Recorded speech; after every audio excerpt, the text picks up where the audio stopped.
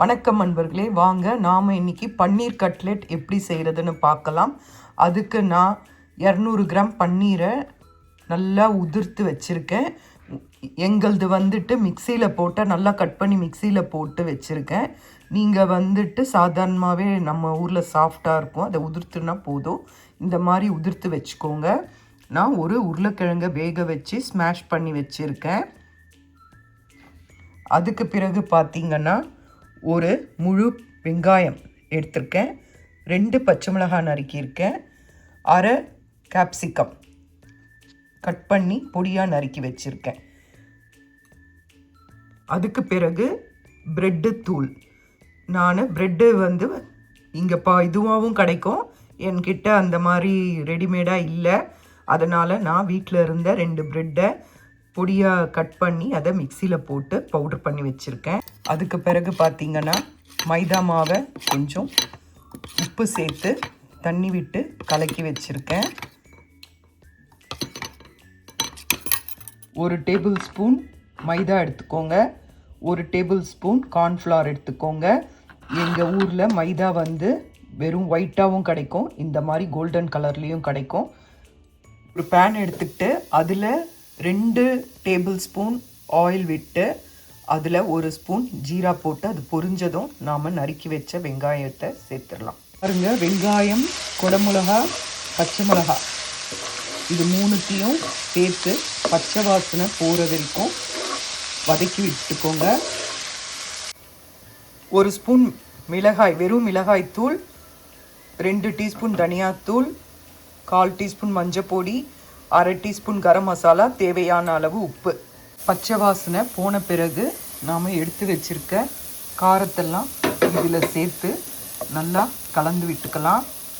அதுக்கப்புறம் நாம் எடுத்து வச்சுருக்க பன்னீரை இதில் சேர்த்துக்கலாம். பாருங்கள், பன்னீர், உருளைக்கிழங்கு 2த்தையும் சேர்த்துட்டேன். இப்போ இதை நல்லா கலந்து விட்டுக்கலாம். நல்லா அந்த வெங்காயம் குடமிளகாவோட நல்லா மிக்ஸ் பண்ணி எல்லாம் நல்லா ஒன்றா கலந்துக்கலாம். உங்களுக்கு நான் நல்லா கலந்த பிறகு காட்டுறேன். இந்த மாதிரி நல்லா கலந்துக்கோங்க. ஒரு அடுப்பில் ஒரு 5 நிமிஷம் இருக்கட்டும். அதுக்கு பிறகு என்ன பண்ணலான்னா, நாம் எடுத்து வச்சிருக்கிற மைதா மாவையும் கார்ன்ஃப்ளவரையும் சேர்த்துடலாம். சேர்த்து இதை நல்லா கலக்கிட்டு நல்லா கலரி கொடுத்துடலாம். ஒன்றோட ஒன்று ஒத்து வர மாதிரி நல்லா ஒன்றோட ஒன்று மிக்ஸ் பண்ணிடலாம். இதை நல்லா மிக்ஸ் பண்ணிவிட்டு அடுப்பை அமுத்திடுங்க. அதுக்கப்புறம் சூடு ஆறணுன்னு கையில் நல்லா இதை வந்து பிசைஞ்சிக்கோங்க. நல்லா நம்ம பூரி மாவு மாதிரி பிசைஞ்சு எடுத்துட்டு உருண்டையாக பண்ணி வச்சிடலாம்.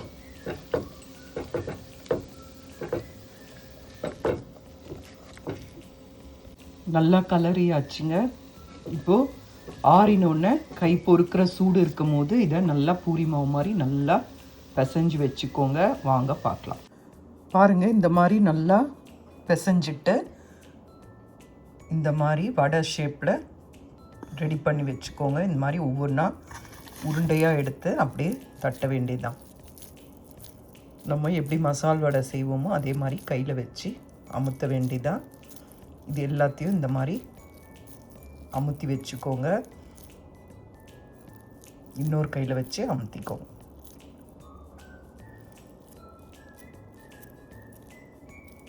அப்புறம் இதை கரெக்டாக ஷேப் பண்ணிக்கோங்க.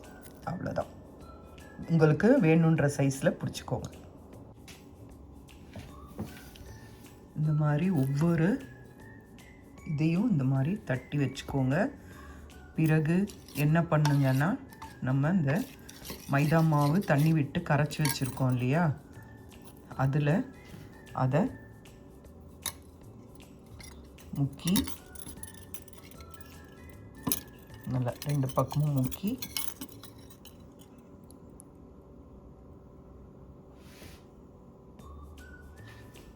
இந்த பிரெட் க்ரம்ஸை நல்லா போட்டு 2 பக்கமும்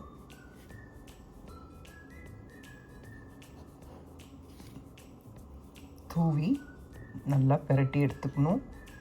பெரட்டி இதை ஒரு தட்டில் அடுக்கி வச்சுக்கோங்க. இந்த மாதிரி ஒவ்வொரு கட்லெட்டையும் நாம் ரெடி பண்ணி வச்சுக்கணும். நான் இன்னொன்று சொல்லிடுறேன்.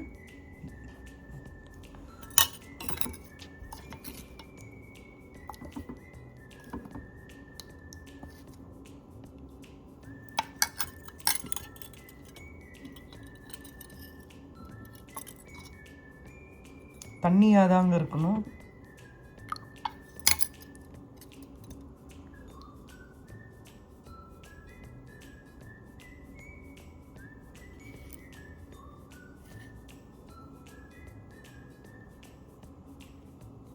நல்லா இந்த மாதிரி பரட்டி வச்சுக்கோ.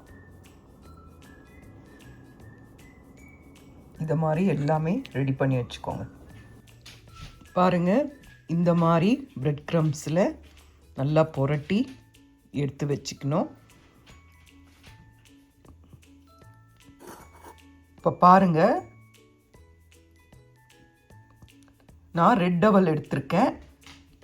இப்போ எப்படி நாம் ப்ரெட்டில் வந்து அதை புரட்டி எடுத்தோமோ அதே மாதிரி இந்த அவலை மிக்சியில் நல்லா கிரைண்ட் பண்ணிவிட்டு அதுக்கப்புறம் அதில் இந்த பன்னீர் கட்லெட்டை புரட்டி எடுக்கலாம். இது ஒரு விதத்தில் டேஸ்ட்டாக இருக்கும்.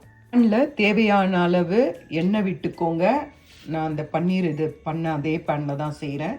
தேவையான அளவு எண்ணெய் விட்டுட்டு எண்ணெய் காஞ்சதும் நாம் அதில் இதை போடலாம். உங்களுக்கு எவ்வளோ இடம் பத்துதோ அந்த அளவுக்கு போட்டுக்கோங்க. செய்கிறதுக்கு முன்னாடி உப்பு காரம்லாம் டேஸ்ட் பார்த்துக்கோங்க. இப்போ பாருங்கள், இந்த அவலில் பெரட்டி வச்சது அதே இதோடையே போடுறேன். செஞ்சு பாருங்கள், நல்லாயிருக்கும். ப்ரெட் இல்லைன்னா யோசிக்க வேண்டாம். வீட்டில் அவல் இருந்தாலும் இல்லை பொரி, வெள்ளை அவல், ரெட் அவல் எது இருந்தாலும் அதில் நீங்கள் இந்த மாதிரி செய்யலாம். நல்லாயிருக்கும். பொறுமையாக திருப்பி போடுங்க. இப்போ பாருங்கள், நாம் ஃபஸ்ட்டு போட்டதை ஒன்றா திருப்பி போடலாம். பாருங்கள், நல்லா ரெடியாக இருக்குது. இதே மாதிரி செவந்த பக்கத்தை நாம் திருப்பி போடலாம். பொறுமையாக எடுத்து போடுங்க.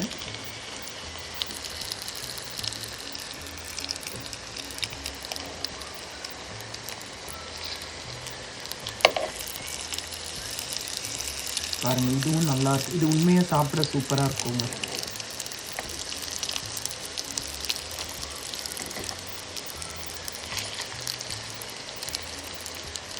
இதை நீங்கள் ஈவினிங்கில் குழந்தைங்களுக்கு வீட்டில் இருக்கவங்களுக்கெல்லாம் செஞ்சு கொடுக்கலாம்.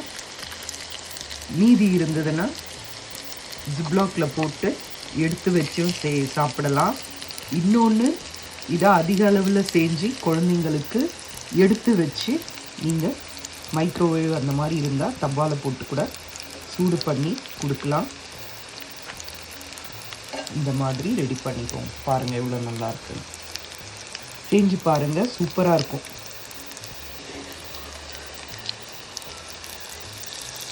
வெஜ் கட்லெட் இதோட டொமேட்டோ கெச்சப் வச்சு சாப்பிட்டிங்கன்னா அவ்வளோ அருமையாக இருக்கும்.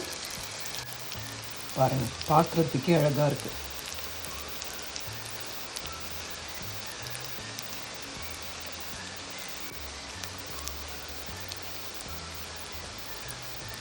பாருங்கள், நல்லா செவந்ததும் எடுத்தாச்சு.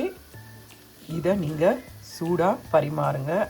ரொம்ப நல்லாயிருக்கும். ஹெல்த்தியான ஃபுட்டு, பன்னீர்லாம் இருக்கனால இது ஹெல்த்தியான ஃபுட்டு. இதை செஞ்சு பாருங்கள். ரெடியாக அப்படியே ஒன்று எடுத்துடலாம். பாருங்கள், அவல் போட்டு செஞ்சது அதுவும் ரெடி ஆயிடுச்சு.